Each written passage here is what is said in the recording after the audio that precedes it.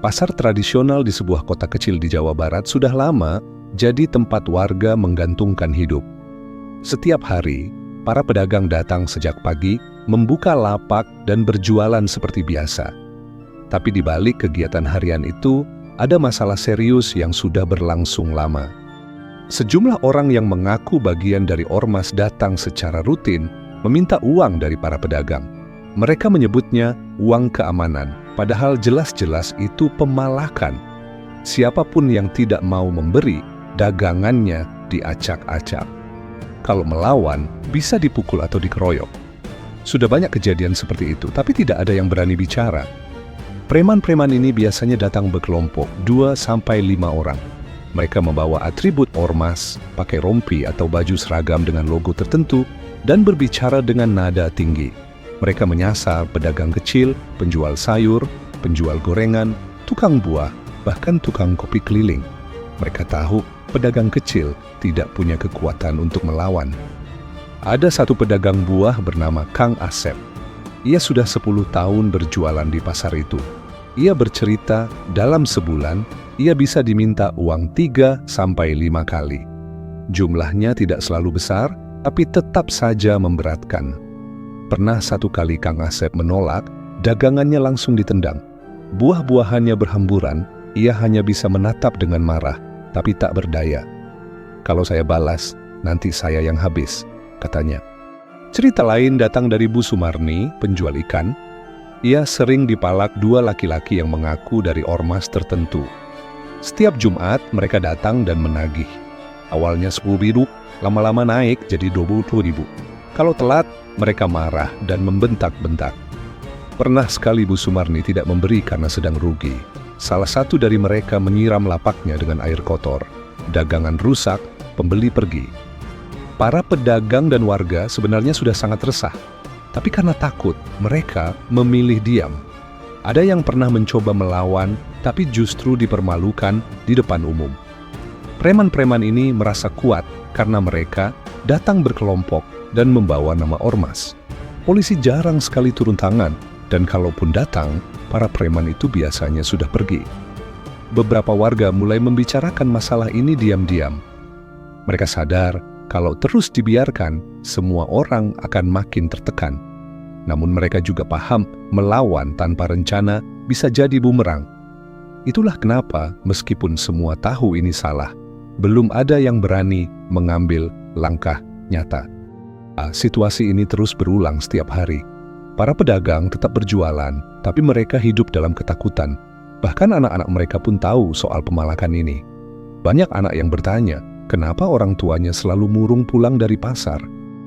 Hingga akhirnya, sebuah kejadian yang menimpa salah satu pedagang menjadi pemicu.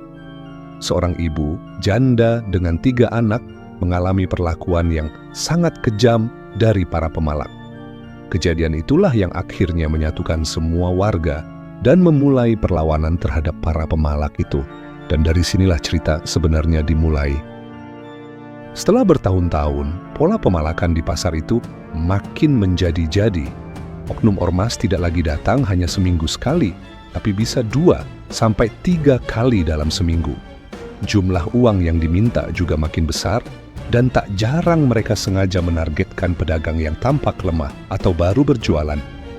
Salah satu kejadian yang sempat membuat heboh adalah saat lapak seorang bapak tua, Mang Darto, yang menjual singkong dan pisang rebus, tiba-tiba diobrak-abrik.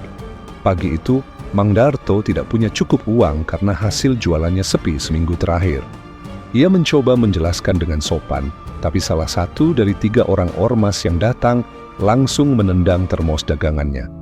Makanan berserakan di tanah, dan Mang Darto hanya bisa memungut satu-satu sambil menahan tangis. Kejadian lain menimpa pasangan suami istri, Pak Juhana dan Bu Rini, penjual nasi uduk. Mereka baru buka lapak 3 bulan, dan sejak hari pertama sudah dimintai jatah keamanan. Suatu hari, karena uang modal dipakai untuk beli beras dan lauk, mereka tidak bisa menyetor. Akibatnya, salah satu preman melemparkan baskom yang berisi sambal ke arah Bu Rini. Pak Juhana yang mencoba melindungi istrinya langsung dipukul di bagian dada. Semua kejadian ini terus menumpuk Pedagang lama hanya bisa mengelus dada. Pedagang baru merasa menyesal sudah memilih tempat itu untuk mencari nafkah. Ironisnya, para preman itu selalu berdalih bahwa mereka menjaga keamanan pasar dari maling atau keributan. Tapi kenyataannya justru mereka sendiri yang membuat keresahan. Ada juga cerita dari Ujang, penjual es keliling. Ia bukan pedagang tetap di pasar, tapi sering mangkal di area situ. Suatu siang, ia dihentikan oleh 2 orang pemuda yang mengenakan atribut ormas. Mereka meminta uang. Ujang menjawab bahwa ia hanya keliling dan tidak punya penghasilan tetap. Salah satu dari mereka mencengkeram kerah bajunya dan mengancam akan merusak gerobaknya. Untung, ada ibu-ibu pembeli yang berteriak memanggil warga lain hingga mereka kabur. Dari semua kejadian itu, satu hal yang sama, rasa takut. Setiap orang di pasar itu hidup dalam tekanan. Bahkan saat tidak ada pemalak datang, mereka tetap merasa was-was. Mereka tak pernah tahu kapan akan didatangi atau siapa yang jadi korban berikutnya. Ada satu pedagang, Kang Roni, yang dikenal pemberani. Ia pernah berkata, kalau terus begini, kita ini bukan berdagang, tapi cuma numpang nyari nafkah di bawah bayang-bayang preman. Kata-katanya sempat menyadarkan beberapa orang. Namun, keberanian itu hanya bertahan sebentar. Karena seminggu setelah mengucapkan itu, lapaknya dibakar di malam hari. Tak ada yang tahu siapa pelakunya, tapi semua orang yakin itu adalah peringatan. Setelah kejadian-kejadian itu, suasana pasar makin tegang. Banyak warga mulai membicarakan kemungkinan untuk bertindak. Karena jelas, kalau situasi ini dibiarkan, akan ada korban lebih parah. Dan semua orang mulai menyadari bahwa menunggu bukan lagi pilihan. Setelah serangkaian kejadian brutal itu, kegelisahan warga pasar semakin memuncak.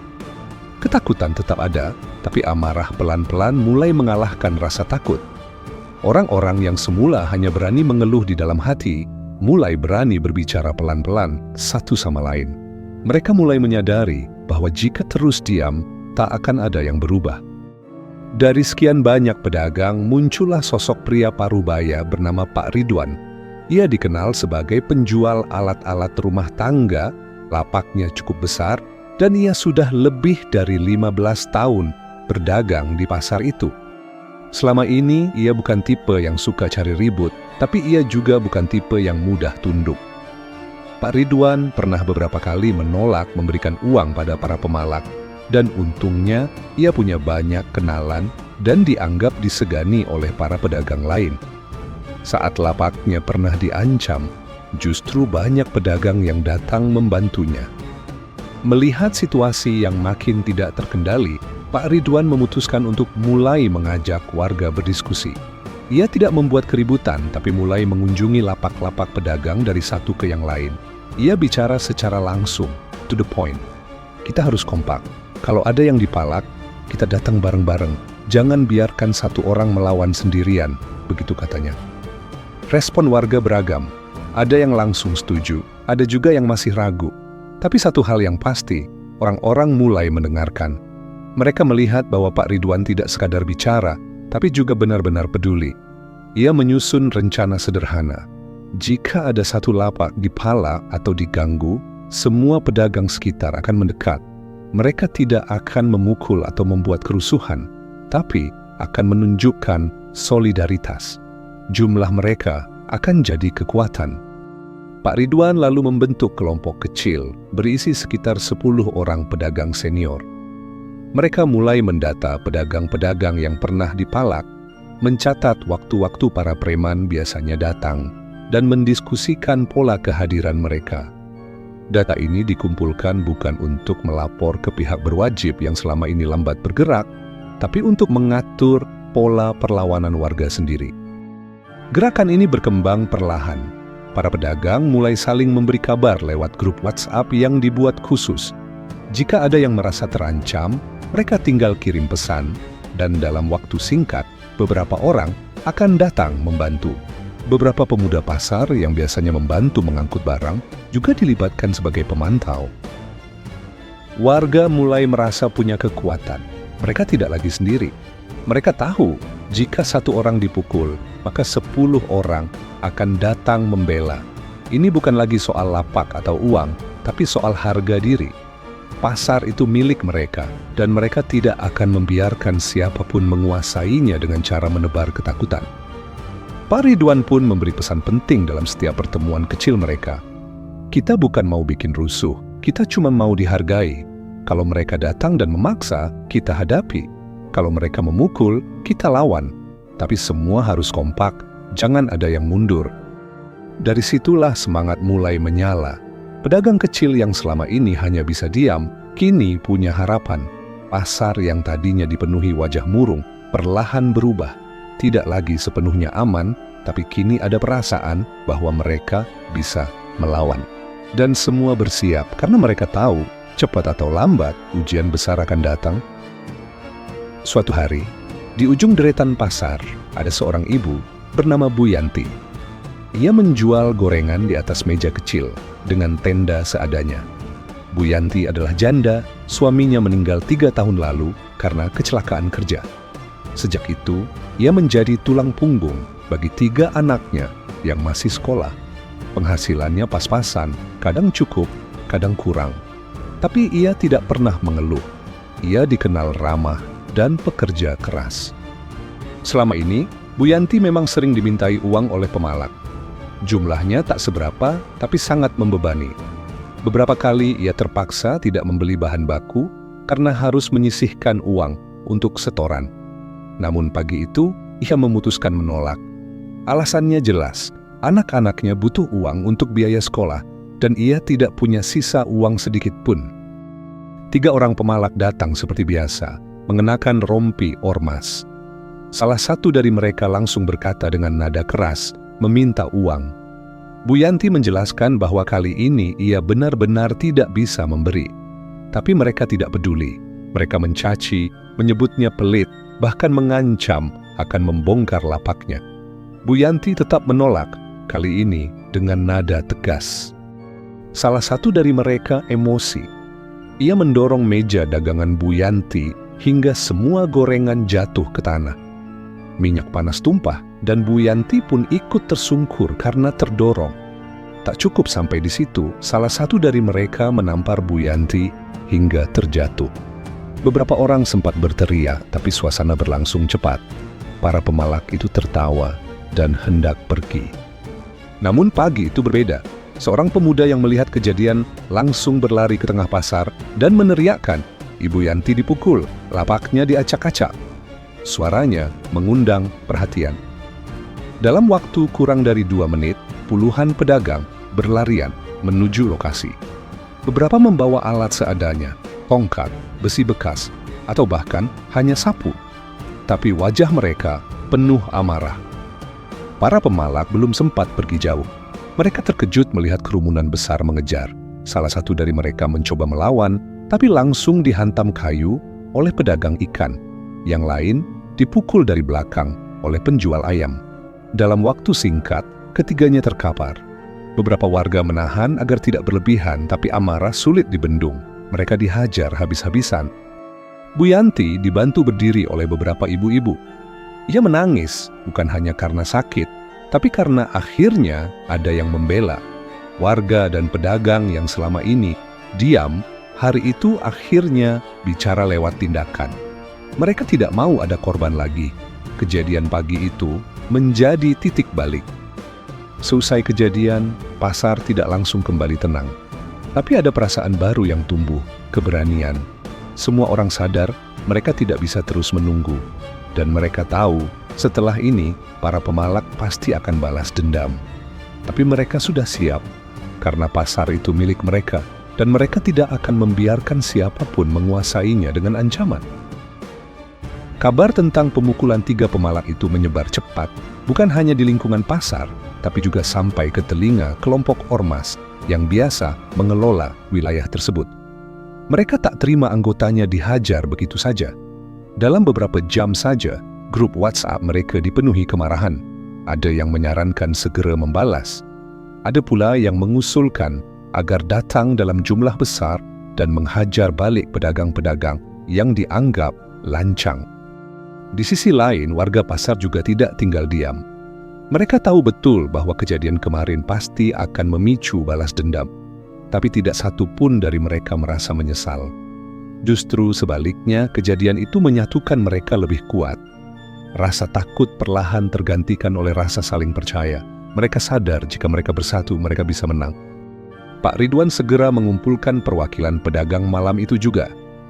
Di sebuah warung kopi di dekat pasar, belasan orang berkumpul untuk membahas langkah selanjutnya. Suasananya tegang tapi fokus. Beberapa mengusulkan agar mulai menghubungi pihak berwajib, tapi mayoritas merasa tidak percaya. Polisi biasanya datang setelah semuanya hancur, kata salah satu pedagang. Akhirnya, diputuskan bahwa penjagaan pasar harus diperketat. Semua pintu masuk akan dijaga oleh warga secara bergiliran, terutama menjelang pagi, waktu yang biasa digunakan ormas untuk datang. Para pemuda pasar, tukang parkir, hingga pedagang sayur yang biasanya datang dini hari diberi tugas untuk jadi mata dan telinga. Jika ada tanda-tanda kedatangan kelompok besar, mereka harus segera memberi kabar. Di tengah malam, Bu Yanti kembali ke pasar. Ia menolak tinggal diam di rumah meskipun warga menyuruhnya istirahat. "Saya cuma jualan gorengan, tapi saya nggak mau terus-terusan diinjak," ucapnya. Kalimat itu jadi penyemangat. Banyak yang merasa malu jika hanya diam sementara seorang janda berani berdiri lagi setelah disakiti. 2 hari setelah kejadian pemukulan, muncul kabar bahwa ormas tersebut akan datang dalam jumlah besar untuk menghukum pasar. Isu ini tidak bisa dikonfirmasi, tapi cukup untuk membuat seluruh pasar siaga. Para pedagang bahkan membentuk barisan jaga khusus. Setiap gang kecil dijaga 3-5 orang. Alat-alat seadanya disiapkan. Tongkat, pipa besi, hingga batu dalam karung. Pak Ridwan lalu memberikan arahan terakhir. Kita tidak cari ribut. Tapi kalau mereka datang dan pakai kekerasan, jangan mundur. Jangan biarkan satu pun dari kita sendirian. Kalau kita mundur sekarang, mereka akan balik lagi dan makin menjadi-jadi. Tapi kalau kita berdiri bersama, mereka akan pikir 2 kali. Kan? Ya, suasana pasar berubah total. Siang hari tetap ada aktivitas jual beli, tapi semua orang siaga.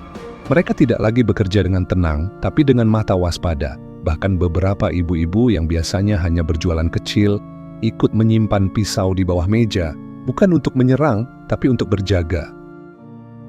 Hari yang ditunggu akhirnya datang. Sekitar pukul 6 pagi, terdengar suara deru motor dan mobil dari arah utara pasar. Beberapa pemuda yang berjaga langsung mengirim pesan lewat grup WhatsApp. Mereka datang, rombongan besar, pakai mobil. Tak butuh waktu lama, puluhan warga sudah berdiri di tiap sudut pasar. Pak Ridwan berjalan dari tengah pasar menuju gerbang utama, ditemani beberapa pedagang senior. Mereka tidak membawa senjata, hanya menunjukkan sikap siaga. Puluhan preman berseragam ormas mulai turun dari mobil. Jumlah mereka sekitar 30 orang. Mayoritas berbadan besar, beberapa mengenakan helm dan membawa pentungan kayu. Mereka tak langsung menyerang, tapi jelas terlihat bahwa kedatangan mereka bukan untuk berdialog. Salah satu dari mereka, seorang pria tinggi besar bernama Ujang, maju ke depan. Ia dikenal sebagai koordinator wilayah untuk ormas itu. Dengan suara lantang, ia berkata, "Siapa yang berani mukul anak-anak gua, suruh keluar, kita selesaikan sekarang juga." Pak Ridwan melangkah maju. Ia tidak berteriak, tapi ucapannya jelas terdengar. "Yang kalian palak bukan cuma 1-2, sudah bertahun-tahun. Kalian pikir ini milik kalian? Pasar ini milik kami, warga sini. Kalian sudah kelewat batas, sekarang kami nggak mau tunduk lagi." Ketegangan meningkat. Salah satu preman maju dengan pentungan di tangan. Tapi sebelum sempat mendekat, dari arah samping muncul puluhan pedagang lain. Mereka datang dari segala penjuru, membawa alat seadanya. Bahkan ada ibu-ibu yang membawa sapu lidi. Wajah mereka tidak ketakutan. Mereka berdiri rapat, saling melindungi. Jumlah warga ternyata jauh lebih banyak. Bukan cuma pedagang, tapi juga tukang parkir, ojek, kuli angkut, bahkan beberapa warga sekitar yang biasanya tak pernah ke pasar. Semuanya berkumpul, jumlah mereka ratusan. Preman-preman itu mulai ragu. Mereka saling pandang, dan jelas terlihat mereka tidak siap menghadapi masa sebesar itu. Ujang kembali bicara, kali ini suaranya agak turun. "Kalian pikir bisa seenaknya? Kami bisa datang lagi lebih banyak dari ini." Pak Ridwan tetap tenang. "Silakan, tapi kami akan tetap berdiri, dan kami siap. Kalau kalian hancurkan satu lapak, 100 orang akan membela. Kalian bisa datang, tapi kalian nggak akan pulang dengan utuh." Situasi nyaris meledak, tapi jelas bahwa ormas itu tidak siap berhadapan dengan warga sebanyak itu. Setelah beberapa menit beradu tatap, mereka mulai mundur perlahan. Tak ada bentrokan, tidak ada pukulan, tapi kemenangan moral ada di pihak warga. Saat rombongan ormas pergi, seluruh pasar bersorak. Bukan karena menang berkelahi, tapi karena berhasil berdiri. Mereka sadar persatuan mereka jauh lebih kuat dari ancaman manapun. Hari itu, pasar kembali milik rakyat.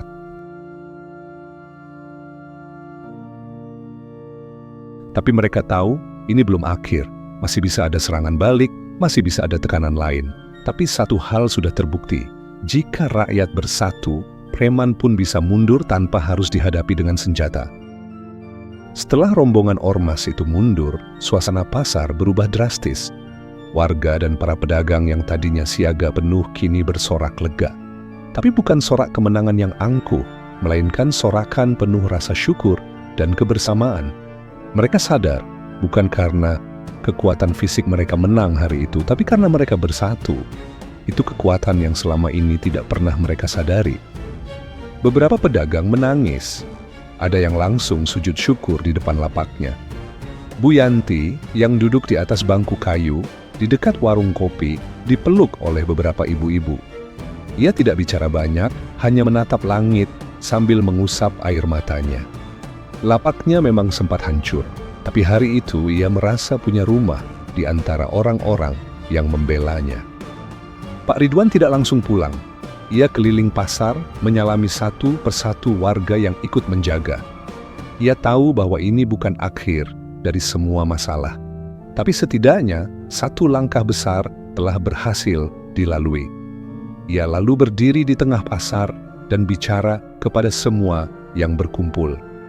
Hari ini bukan akhir perjuangan kita, tapi hari ini jadi bukti bahwa kita bisa berdiri tanpa rasa takut. Mereka mundur bukan karena kita kasar, tapi karena kita berani. Kita nggak pakai senjata, kita cuma punya solidaritas, dan itu yang paling mereka takuti. Warga bersorak. Beberapa mulai kembali ke lapaknya, membereskan dagangan yang tertunda. Aktivitas pasar pun perlahan kembali seperti biasa. Tapi ada yang berbeda, ada semangat baru, rasa saling percaya tumbuh kuat. Banyak warga yang sebelumnya tak saling kenal, kini jadi akrab. Tukang parkir membantu pedagang bongkar muatan. Ibu-ibu yang biasa bersaing harga, kini saling berbagi bahan dagangan.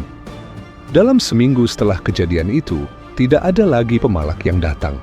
Bahkan, kabar yang beredar menyebutkan bahwa kelompok ormas tersebut mulai mundur dari wilayah itu. Beberapa anggotanya bahkan menghapus logo dan atribut dari kendaraan mereka. Mereka sadar, daerah itu sudah tidak bisa lagi ditaklukkan dengan intimidasi. Namun warga tidak lengah. Mereka tetap menjaga pasar dengan sistem giliran. Setiap malam selalu ada 5-10 orang berjaga. Bukan untuk mencari masalah, tapi untuk memastikan bahwa kejadian kemarin tidak terulang. Bahkan beberapa pedagang mulai menyusun ide untuk membentuk koperasi pasar dan komunitas resmi agar punya kekuatan hukum yang jelas. Cerita ini bukan sekadar soal pemalakan atau perlawanan. Ini cerita tentang bagaimana ketakutan bisa dikalahkan oleh keberanian kolektif. Bagaimana ketidakadilan bisa dilawan tanpa kekerasan brutal, cukup dengan keberanian untuk tidak lagi diam. Pasar itu kini bukan hanya tempat jual beli, tapi simbol bahwa kekuatan rakyat tidak bisa diremehkan. Karena sejak hari itu, semua yang datang ke pasar tahu, tempat itu bukan milik ormas, bukan milik siapapun yang sok berkuasa. Itu milik rakyat, dan rakyat telah memilih untuk tidak takut lagi.